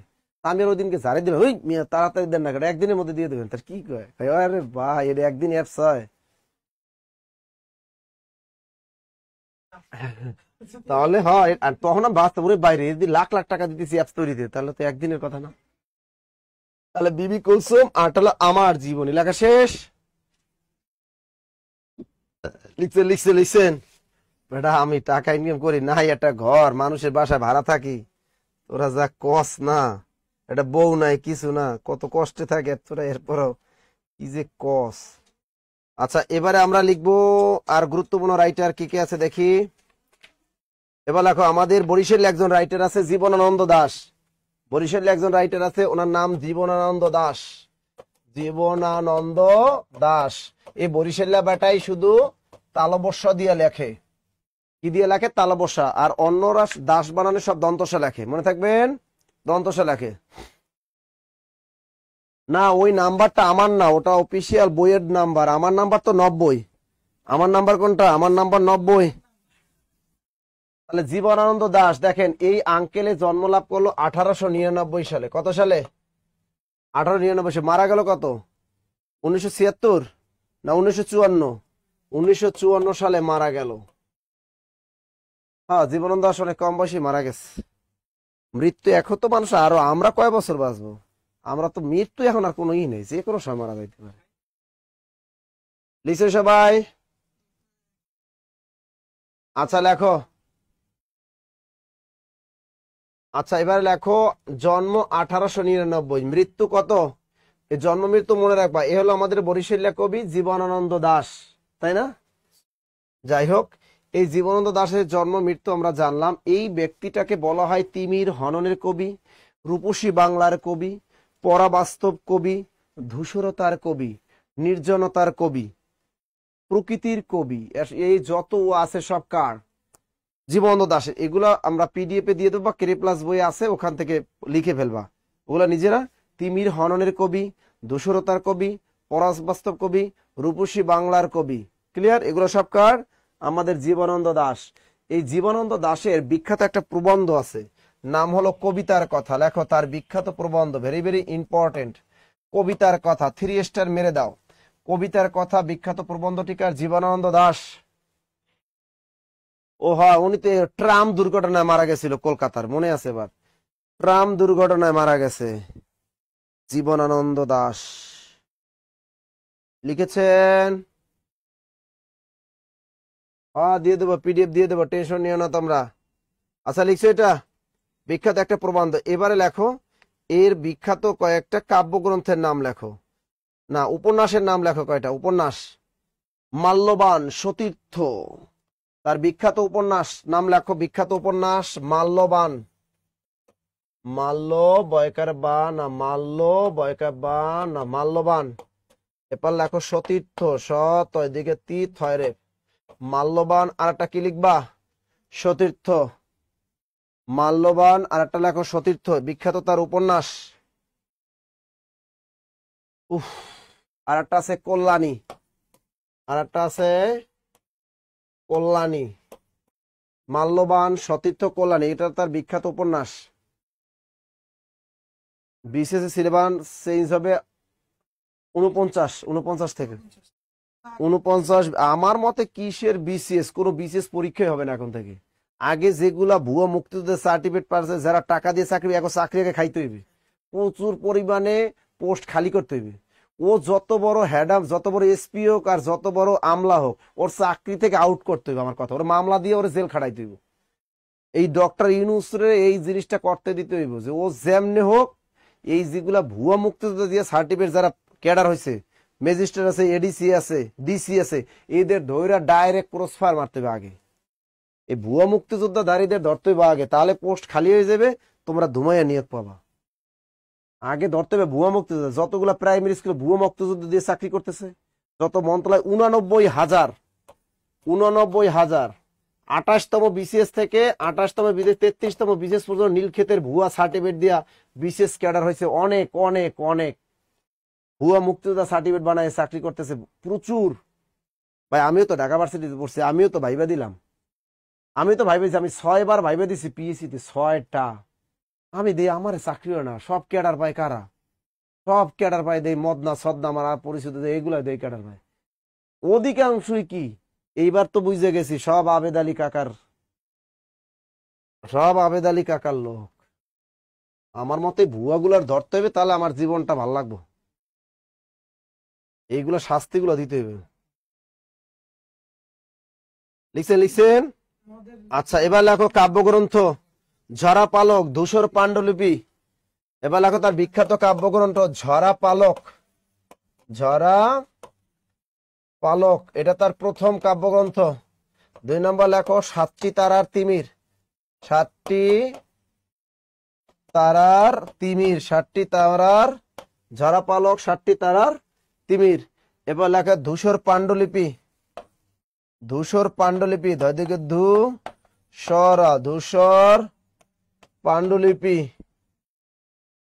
দ্রুত লেখো।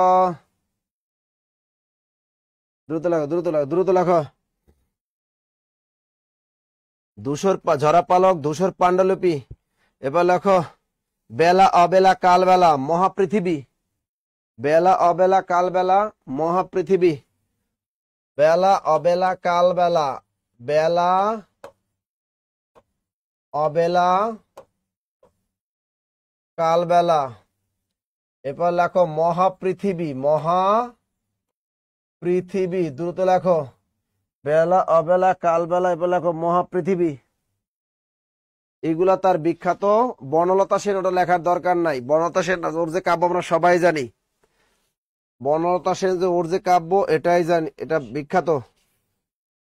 যাই হোক, এই ব্যক্তিটা সম্পর্কে প্রচুর পরিমাণে প্রশ্ন আমাদের চাকরি পরীক্ষা আসে, সুতরাং এই লোকটা সম্পর্কে জানতে হবে এবং এই লোকটা সম্পর্কে পড়াশোনা করতে হবে। এবারে আমাদের একজন আছে জহির কাকা, মানে জহির রায়হান। এবার আছে আমাদের বিখ্যাত একজন রাইটার, নাম কি? জহির রায়হান। জহির রায়হান, যার মুক্তিযুদ্ধ এবং ভাষা আন্দোলনে ব্যাপক অবদান ছিল, তার নাম কি? জহির রায়হান। লেখেন 1935-1972, জন্ম 1935, জন্ম 1935, মৃত্যু 1972। তার বড় ভাইরে খুঁজতে গেছিল, তার ভাইয়ের নাম কি? শহীদুল্লাহ কায়সার। এই শহীদুল্লাহ কায়সারকে মিরপুর এসে খুঁজতে আসছিল, আসছে তারে ধৈর্য তারে মারিয়া ফেলাইছে। মনে থাকবে? তাহলে লেখেন 1935 থেকে 1972।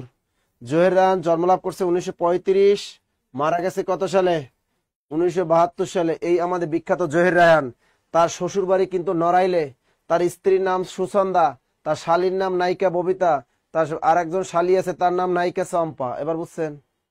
তার শালী আছে 2 পিস, একটা নায়িকা চম্পা, আর একজনের নাম ববিতা। বাংলাদেশের প্রথম মহিলা ডক্টরেট ডিগ্রিধারী অভিনেত্রী, মানে বাংলাদেশের প্রথম একমাত্র ডক্টরেট ডিগ্রিধারী নায়িকার নাম কি? নায়িকা ববিতা। তিনি কিন্তু ডক্টরেট ডিগ্রিধারী নায়িকা ববিতা, ভালো করে খেয়াল রাখবেন, অনেক এডুকেটেড পারসন। ঠিক আছে? তার দুলাভাই হলো জহির রায়হান, মনে থাকবে? তার ভাই কিন্তু শহীদুল্লাহ কায়সার। এই যে নায়িকা শমী কায়সার, শমী কায়সারের আঙ্কেল কিন্তু এই জহির রায়হান। জহির রায়হান কি? শমী কায়সারের আঙ্কেল, মনে থাকবে? মনে থাকবে? তাহলে শালীর নাম কি জহির রায়হানের? নায়িকা ববিতা। আর একজনকে নায়িকা চম্পা, মনে থাকবে? বাড়ি কোথায়? নড়াই। একজন লিখছে স্যার তার শালীর নামও কি আসবে? ওরে ভাই, এগুলা জাস্ট পরীক্ষায় ভাইবা পরে দু একটা ধরতে পারে যে বাংলা সাহিত্যে একজন। আপনি কি সিনেমা পছন্দ হয়? আপনার একজন বিখ্যাত নায়িকার নাম বলেন। আমি তো কইতাম পরিমণি। ঠিক আছে, তাহলে আমার পরিমণি সম্পর্কে ধরবে। বিশেষ ভাইবা পরে কিন্তু এগুলো ধরে। তো মনে করবা তুমি যে বললাম যে বিখ্যাত একজন নায়িকার নাম বলেন, তারা সিনেমা পছন্দ করে। ঠিক আছে, যে এমন নায়িকার নাম বলেন যারা 3 বোনই বাংলা চলচ্চিত্রের নায়িকা।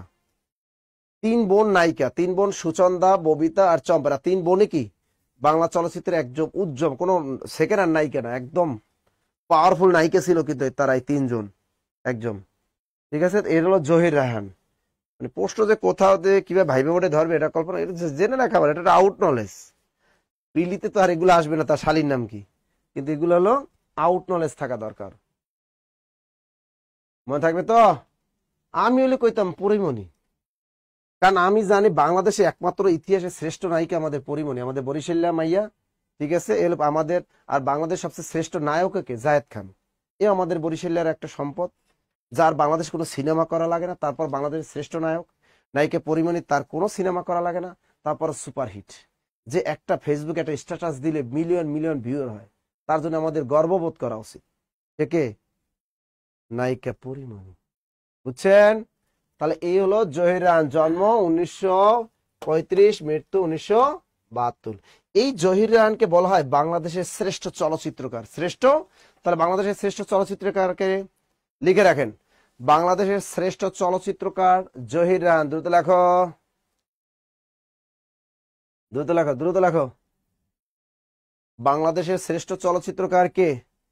বাংলাদেশের শ্রেষ্ঠ চলচ্চিত্রকার হলো জহির রায়হান। বাংলাদেশের শ্রেষ্ঠ চলচ্চিত্রকার কে? জহির রায়হান, জহির রায়হান, জহির রায়হান। লিখছেন? আচ্ছা, এরপরে দেখো আমরা কি লিখবো? শ্রেষ্ঠ চলচ্চিত্রকার জহির রায়হান। এখন ওনার কিন্তু প্রামাণ্য চিত্র আছে অনেকগুলো, তাই না? প্রামাণ্য চিত্র, তার প্রামাণ্য চিত্রের ভিতরে ভাষা আন্দোলন ভিত্তিক একটা আছে, বলতে পারবা? Let there be light, let there be light. এই লেট দেয়ার বি লাইট এটা হলো তার ভাষা আন্দোলন ভিত্তিক প্রামাণ্য চিত্র। লেখো এটা ভাষা আন্দোলন ভিত্তিক, দ্রুত লেখো, এটা লেখো ভাষা আন্দোলন ভিত্তিক। তার ভাষা আন্দোলন ভিত্তিক তার বিখ্যাত প্রামাণ্য চিত্রের নাম কি? Let there be light. এবারে মুক্তিযুদ্ধ ভিত্তিক লেখো স্টপ জেনোসাইড, স্টপ জেনোসাইড। এটা হলো মুক্তিযুদ্ধ ভিত্তিক, ব্র্যাকেটে লিখে রাখো।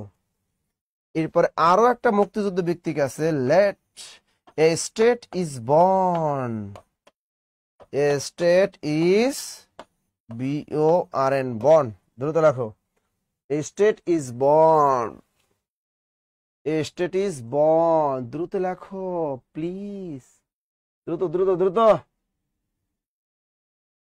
দেখো তার প্রামাণ্য চিত্র তিনটা, প্রথমটা লেট দেয়ার বি লাইট ভাষা আন্দোলন ভিত্তিক, স্টপ জেনোসাইড মুক্তিযুদ্ধ ভিত্তিক, স্টেট ইজ বর্ন এটাও মুক্তিযুদ্ধ ভিত্তিক। Very very important, very very important.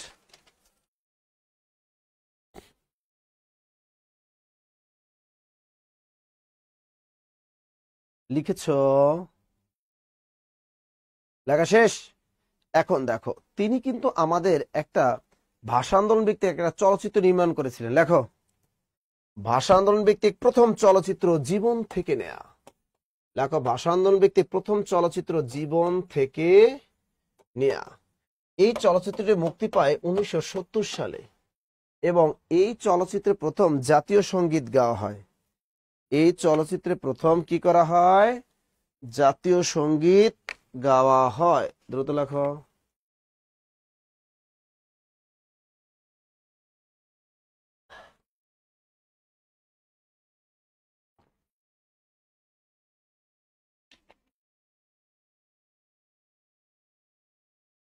আজ রাত সারা রাত জেগে থাকব,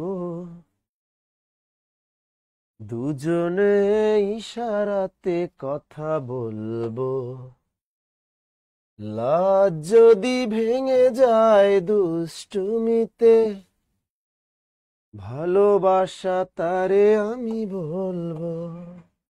এই জীবন থেকে নেয়া এই চলচ্চিত্রে প্রথম জাতীয় সঙ্গীত গাওয়া হয়। ভেরি ভেরি ইম্পর্টেন্ট একটা প্রশ্ন, দ্রুত লেখো।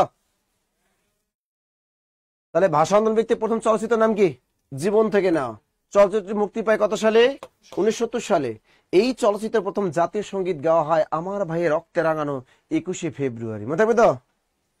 আবার লেখেন না আজ রাত সারা রাত জেগে থাকবো, এটা আবার লেখেন না যে জাতীয় সঙ্গীত আবার চেঞ্জ হয়ে গেল নাকি। জীবন থেকে না, লেখা শেষ। এবার তার আরো কিছু বিখ্যাত চলচ্চিত্র আছে, লেখো।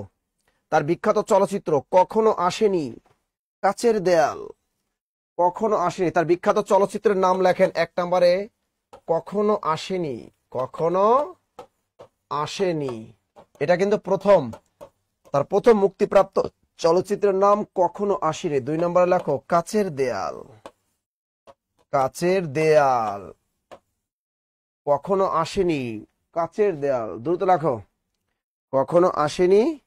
আর হলো কাচের দেয়াল। সঙ্গম, সোনার কাজল, আনোয়ারা, সঙ্গম, সঙ্গম, সঙ্গম। এবার লেখো কাছে সঙ্গম। 4 নম্বর লেখো সোনার কাজল, সোনার কাজল। 5 নম্বরে কি লিখবা? আনোয়ারা, এটা পরীক্ষা আসতে পারে। আনোয়ারা তার বিখ্যাত একটা চলচ্চিত্র। এখন দেখো এই সঙ্গম কিন্তু বাংলাদেশের প্রথম রঙিন চলচ্চিত্র, তাই না? বাংলাদেশের সিনেমা জগতে প্রথম রঙিন চলচ্চিত্রের নাম কি? সঙ্গম। লিখছো? সঙ্গম। তা আমি যখন কেরে প্লাস বইটা লেখি তখন আমি দেখি যে বাংলাদেশের প্রথম রঙিন চলচ্চিত্র সঙ্গম, এটা মুক্তি পায় কত সালে, এই ব্র্যাকেটে লিখতে হবে। এখন আমি কি করছি, গুগলে সার্চ দেখি, উল্টা পাল্টা লেখা আসে। আমি লেখে এবার আসিকা, মানে এইটা আসবেই না, এটা আসেই না। আমি কি শালারা উল্টা পাল্টা আসে কেন, এ আসেই না। আমি লিখছি যে সঙ্গম মানে এটা কত সাল মুক্তি, এ দেখে উল্টা পাল্টা আসে। আমি শালার কোন জগতে আসলাম। আচ্ছা লিখছেন, তাহলে কখনো আসেনি এটা তার প্রথম মুক্তিপ্রাপ্ত চলচ্চিত্র। এবার লেখো কাচের দেয়াল, এবার লেখো সঙ্গম, এবার লেখো সোনার কাজল, এবার লেখো আনোয়ারা, দ্রুত লেখো।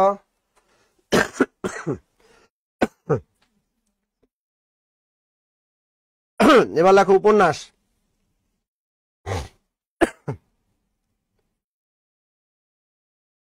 এবার লেখো উপন্যাস, বিখ্যাত তার উপন্যাস, তার বিখ্যাত উপন্যাস শেষ বিকেলের মেয়ে। কে কি লিখবা? শেষ বিকেলের মেয়ে, শেষ বিকেলের মেয়ে। এরপর কি লিখবা? বরফ গলা নদী, বরফ গলা নদী। ওরে বেটা, 1000 বছর ধরে ওইগুলো আসে না পরীক্ষায়। শেষ বিকেলে মেয়ে 1000 বছর ওগুলো আসে না। আরেক ফাল্গুন, ওটা তো আমরা জানি। আরেক ফাল্গুন, আর কতদিন? তৃষ্ণা কয়েকটি মৃত্যু, তৃষ্ণা কয়েকটি মৃত্যু, তৃষ্ণা, তৃষ্ণা কয়েকটি মৃত্যু। 21-এর গল্প, 21-এর গল্প হলো তার ভাষা আন্দোলন ভিত্তিক উপন্যাস। তা দেখো, শেষ বিকেলের মেয়ে এটা হলো আমাদের জহির আঙ্কেলের প্রথম প্রকাশিত উপন্যাস। এরপরে দেখো, বরফ গলা নদী তার বিখ্যাত একটা উপন্যাস, তৃষ্ণা তার বিখ্যাত একটা উপন্যাস, কয়েকটি মৃত্যু তার বিখ্যাত উপন্যাস, 1000 বছর ধরে এটাও তার বিখ্যাত উপন্যাস। যে উপন্যাস অবলম্বনে চলচ্চিত্র নির্মিত হয়েছে। এই সিনেমার পরিচালক ছিল তার স্ত্রী নায়িকা সুচন্দা, তাই না? নায়িকা সুচন্দা এই সিনেমার পরিচালক। পুরে আনোয়ারা নজিবুর রহমান, সেও একটা উপন্যাস লিখছে, কিন্তু এখানে আনোয়ারা তো চলচ্চিত্র। আনোয়ারা উপন্যাসটা লিখছে নজিবুর রহমান, কিন্তু আনোয়ারা চলচ্চিত্রটা লিখছে কে? আনোয়ারা চলচ্চিত্র তৈরি করছে আমাদের এই জহির আঙ্কেল, আর আনোয়ারা উপন্যাসটা লিখছে নজিবুর রহমান। তা দেখো, আমরা উপন্যাস শেষ বিকেলে মেয়ে, বরফ গলা নদী, তৃষ্ণা, কয়েকটি মৃত্যু, আর কতদিন। এবার লেখো, আর একটা লেখো কি? আর কতদিন, আর কতদিন, লেখো। দেখো, এইগুলা তার ভাষা আন্দোলন ভিত্তিক উপন্যাস আছে একটা, আরেক ফাল্গুন। ভাষা আন্দোলন ভিত্তিক উপন্যাসের নাম কি? আরেক ফাল্গুন। এটাই হলো ভাষা আন্দোলন ভিত্তিক প্রথম উপন্যাস। আর 1000 বছর ধরে উপন্যাস অবলম্বনে চলচ্চিত্র নির্মাণ করেন তার স্ত্রী নায়িকা সুচন্দা, তার স্ত্রী নায়িকা সুচন্দা। লেখা শেষ। তবে এই যে একটা উপন্যাস আরেক ফাল্গুন 1969 সালে মুক্তি পায়, এই উপন্যাসটা আসতে পারে। আরেক ফাল্গুন উপন্যাসটা মুক্তি পায় কত, মানে প্রকাশ পায় কত সালে? 1969 সালে। আরেক ফাল্গুন উপন্যাসটা প্রকাশ পায় 1969 সালে, এটা আসতে পারে। Very very important, very very important. এবারে লিখবো আমরা শামসুর রহমান, আমাদের আঙ্কেল শামসুর রহমান। এবার লেখো শামসুর রহমান, বিখ্যাত একজন রাইটার শামসুর রহমান। তোমরা অনেকে বলো রহমান, আসলে এই বেটা রহমান হবে না, হবে কি? এই বেটা হবে রহমান না রাহমান। কি হবে? শামসুর রহমান লিখছো নাকি আবার? হ্যাঁ, রহমান লেখো। শামসুর রহমান, শামসু বিখ্যাত একজন লেখক। 1929-2006, 1929, এবার লিখবা 2006, 1929, এরপর লেখো 2006, 1929। দ্রুত দ্রুত দ্রুত দ্রুত দ্রুত।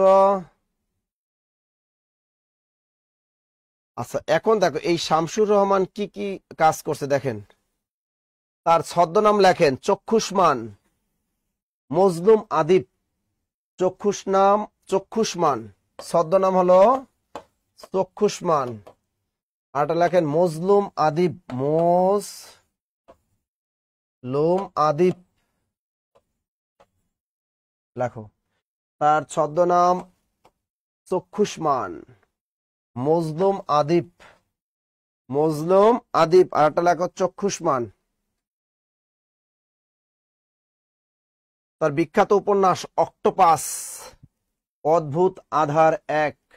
তার বিখ্যাত উপন্যাসের নাম লেখো অক্টোপাস। বিখ্যাত উপন্যাসের নাম অক্টোপাস। বিখ্যাত উপন্যাসের নাম হলো অক্টোপাস। অদ্ভুত আধার 1,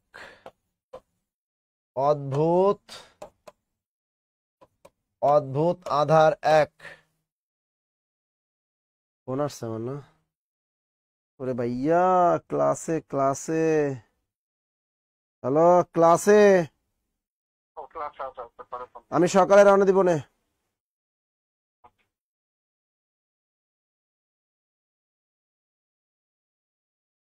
আগামীকাল আবার ফরিদপুর রাজবাড়ী সেমিনার। ওরে আল্লাহ গো, দ্রুত লেখো। তাহলে কি অক্টোপাস, আর একটা কি অদ্ভুত আধার এক। অক্টোপাস আর একটা কি অদ্ভুত আধার এক। নিয়ত মন্তাজ, আর একটা আছে নিয়ত মন্তাজ। অদ্ভুত নিয়ত মন্তাজ এলো সে অবেলায়। নিয়ত মন্তাজ এলো সে অবেলায়। নিয়ত মন্তাজ, আর একটা লেখো এলো সে অবেলায়। এলো সে অবেলায়, দ্রুত লেখো। একটা বার লেখো অক্টোপাস, এবার লেখো অদ্ভুত আধার এক, এবার লেখো নিয়ত মন্তাজ, এবার লেখো এলো সে অবেলায়। দ্রুত লেখো। এলো সে অবেলা, অক্টোপাস, অদ্ভুত আধার এক, এলো সে অবেলা। এগুলো তার বিখ্যাত কি, এগুলো হলো তার বিখ্যাত উপন্যাস। এগুলো কিন্তু পরীক্ষা আসবে।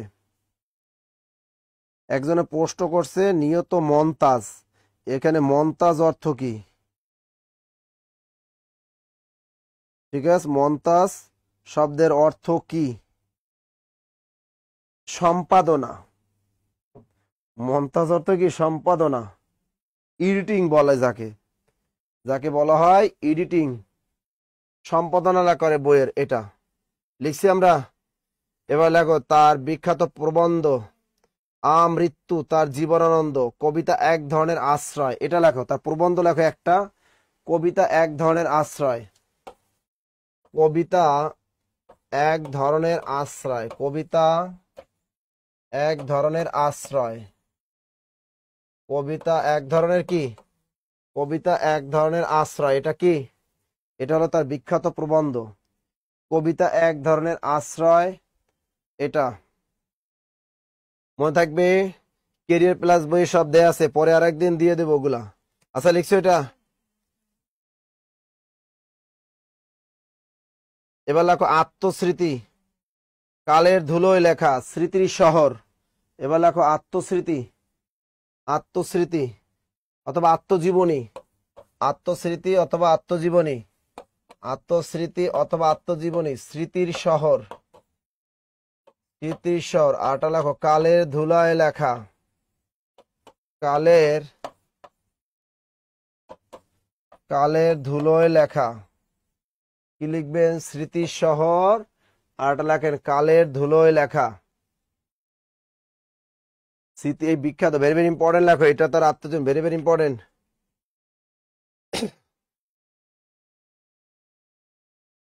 লিখছেন এটা। এবার শামসুর রহমানের যে কাব্যগ্রন্থগুলা, এটা তোমরা নিজেরা বইয়ে আছে, পিডিএফ আছে, সেখান থেকে পড়ে নিবা শামসুর রহমানের কাব্যগ্রন্থগুলা। তবে শামসুর রহমান থেকে বিসিএস পরীক্ষা আসার সম্ভাবনা ক্ষীণ।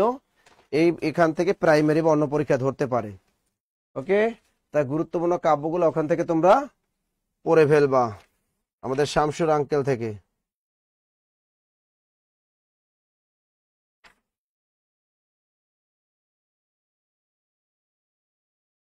আচ্ছা, এরপরে আমরা একজন লেডি শিখবো, মহিলা, মহিয়সী নারী, বেগম রোকেয়া সাখাওয়াত হোসেন। এখন লেখো বেগম রোকেয়া, জন্ম 1880, 1880 সালে জন্ম লাভ করলো, মৃত্যু লাভ করলো 1932, মৃত্যু 1932। লেখো বেগম রোকেয়া, বেগম রোকেয়া জন্ম কত সালে? পিডিএফ দিমু। জন্ম কবে? 1880। মৃত্যু কবে? 1932। মৃত্যু কবে? 1932। রংপুর জেলার বিখ্যাত পায়রাবন্দ গ্রামে কি করেন এই মহিষী নারী জন্ম লাভ করে? পরীক্ষায় ধরবে তার আসল নাম কি, কে বলতে পারো? তার আসল নাম কি, কে বলতে পারবা? আরে না, আন্দাজে ডিল মারে। তার আসল নাম কেউ বলতে পারবা? এই যে লিজামণি পারছে, তার আসল নাম রোকেয়া খাতুন। জাহিদও পারছে, তার আসল নাম রোকেয়া খাতুন। দ্রুত লিখে ফেলো, তার আসল নাম রোকেয়া খাতুন। তার আসল নাম লেখেন রোকেয়া খাতুন। আসল নাম কি? রোকেয়া খাতুন। আসল নাম লেখো রোকেয়া খাতুন। আসল নাম হলো রোকেয়া খাতুন। দ্রুত লেখো, আসল নাম রোকেয়া খাতুন। লিখছো এটা? আসল নাম রোকেয়া খাতুন। তার বিখ্যাত উপন্যাসের নাম কি, কেউ বলতে পারবা? না, ওর উপন্যাসের নাম পদ্মরাগ। তার বিখ্যাত উপন্যাস হলো পদ্মরাগ। আর একটা লেখো সুলতানার স্বপ্ন। আর একটা কি? সুলতানার পদ্মরাগ। আর একটা হলো সুলতানার স্বপ্ন। পদ্মরাগ আর একটা কি? সুলতানাস ড্রিম অথবা সুলতানার স্বপ্ন। এই দুইটা হলো তার বিখ্যাত উপন্যাস। বিখ্যাত উপন্যাস। এবার তার লেখো তার প্রবন্ধের নাম মতিচুর। মতিচুরকে বলা হয় আসলে গদ্য গ্রন্থ। মতিচুর এটা হলো তার গদ্য গ্রন্থের নাম। লেখো গদ্য গ্রন্থ। তার গদ্য গ্রন্থ আছে একটা, নাম কি? মতিচুর হলো তার বিখ্যাত একটা গদ্য গ্রন্থ। মতিচুর হলো তার বিখ্যাত একটা গদ্য গ্রন্থ, মতিচুর। এবার লেখো প্রবন্ধ গ্রন্থ। প্রবন্ধের নাম অবরোধবাসিনী চাষার দুঃখ। অবরোধবাসিনী চাষার দুঃখ। তার প্রবন্ধের নাম লেখো অবরোধবাসিনী। অবরোধ। তার প্রবন্ধের নাম কি? অবরোধবাসিনী। এনডি শিল্প। এনডি শিল্প। অবরোধবাসিনী। এটা কি লিখবা? এনডি শিল্প। এটা হলো চাষার দুঃখ। আটটা লেখো চাষার দুঃখ। দ্রুত লেখো, চাষার দুঃখ। লিখছেন সবাই? দ্রুত লেখো, দ্রুত দ্রুত। এনডি শিল্প।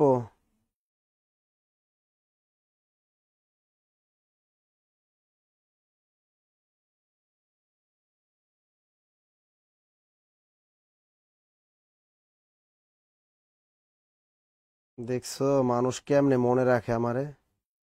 হ্যাঁ, কবে কোথায় যেন এই আপুটার সাথে একটা ছবি তুলছিলাম। দেখো আমি তখন অনেক কচি ছিলাম, তাই না? আমার হোয়াটসঅ্যাপে ছবিটা পাঠাইছে। এটা আমার হাতে জানি কি একটা খাবারও আছে। একটা ছবিও তুলছে আমার সাথে, জানি কোথায় মেসেজ দিছে। নাম কি? আসসালাম স্যার, আমি আপনার একজন স্টুডেন্ট ছিলাম, হয়তো ভুলে গেছেন। স্যার আমি প্রাইমারি ব্যাচে ভর্তি হব। এই ছবিও পাঠাই দিছে। এই বুঝছেন? সুন্দর আছে তো, কথা শুনলে কাজ সুন্দর আছে। তা আমার ছাত্রীরা তো সবাই সুন্দরী। হ্যাঁ, নাসির স্যারের ছাত্রী না সব? নাসির স্যারের ছাত্রী কি কেউ? এই সবাই আমার নাসির স্যারের ছাত্রীরাও সুন্দর, ছাত্ররাও স্মার্ট। এটা বুঝতে হবে।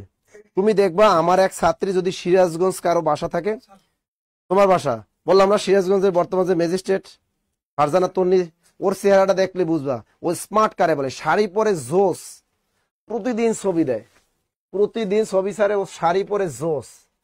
তাও আমার ছাত্রী তুমি কটা লাগবো? আমার সাথে MIST দেখবে একটা টিচার আছে, এই MIST দেখবে একটা টিচার আছে, দেখবা যে সেই চেহারা এবং ওরা সেই সুন্দর সুন্দর শাড়ি পরে। আমার ছাত্রীরা, বাংলাদেশের ছাত্ররা সব স্মার্ট। তাহলে বুঝতে হবে নাসির স্যারের ছাত্রছাত্রী, তাই না? গুড।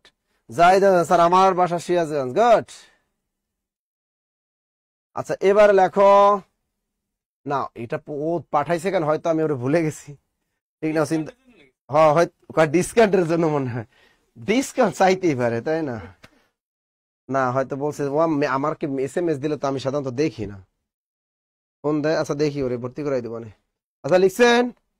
আর ওর সিট খালি থাকে তোমাদের দিব না, যে জাহিদ হাসান খালি আছে, হাসান মারুফ খালি আছে, দিয়ে দেবো তোমাদের, টেনশন নিও না। তোমাদের দিয়ে দেবো, বিয়ে পড়াই দেবো, টেনশন নিও না, বিয়ে দিয়ে দেবো। আচ্ছা গেল বেগম রোকেয়া। এবার বেগম রোকেয়ার বিয়ে পাগলা বুড়ো, এটা তার বিখ্যাত রম্য রচনা। কিন্তু দীনবন্ধু মিত্র কিন্তু বিয়ে পাগলা বুড়ো প্রহসন লিখছে, কিন্তু বেগম রোকেয়ার বিয়ে পাগলা বুড়ো এটা কি রম্য রচনা। দেখো প্রশ্ন কেমনে বানাইবে যদি পরীক্ষা দেয়, বিয়ে পাগলা বুড়ো এই রম্য রচনাটি কার লেখা? বিয়ে পাগলা বুড়ো রম্য রচনাটি কিন্তু বেগম রোকেয়ার লেখা। আর বিয়ে পাগলা বুড়ো যদি বলে এটার প্রহসন নাটকটি কার লেখা? দীনবন্ধু মিত্র। কি হবে? দীনবন্ধু মিত্র। মনে থাকবে, মন থাকবে, মন থাকবে, মন থাকবে। লিখছেন তো? Good good good good good. আচ্ছা, আমাদের ক্লাস এই পর্যন্তই, আর ক্লাস নিব না, আমার শরীরে প্রেম নাই, ক্ষুধা লাগছে মারাত্মক। শোনো, বিসিএস এ নতুন শীট বের হবে না। আর তোমরা যদি কেউ প্রাইমারি নিবন্ধ, প্রাইমারিটা আসবে, কারণ প্রাইমারিতে আজকে ছাপানো চলতেছে, প্রেসে দেওয়া হয়েছে। ওগুলা নতুন নিতে তোমাদের আগে তো 700 টাকা নিতাম, 700 টাকা না, তোমাদের 50% ডিসকাউন্ট দিয়ে দেবো, সব কম দামে দিয়ে দেবো, যাতে তোমরা পড়ো। হ্যাঁ, তোমরা পড়ো। তোমরা একবার যারা পুরাতন বই পাইছো, তোমরা নতুনটা নিতে চাও, নেও, সমস্যা নাই, কিন্তু আমাদের প্রিন্টেড খরচ তো দিতে হবে। তোমাদের তো আমরা কখনো করি, তোমাদের একটা চাকরি পাও, কারণ তোমরা যদি চাকরি পাও তাহলে তোমাদের রেফারেন্স আমাদের আরো অনেক স্টুডেন্ট আসবে, বুঝো না? এই জন্য তো দিয়ে দিব। আচ্ছা, পিডিএফটা দিয়ে দিতেছি, আমি যে বলি পিডিএফটা দিয়ে ব্যবস্থা করতেছি, পিডিএফ দিয়ে দিতেছি তোমাদেরকে, টেনশন নিও না। এগুলো পড়বা বিস্তারিত খালি। এখন বই নিলে ওই অফিসে যাও, অফিসে দিয়ে দেবো না।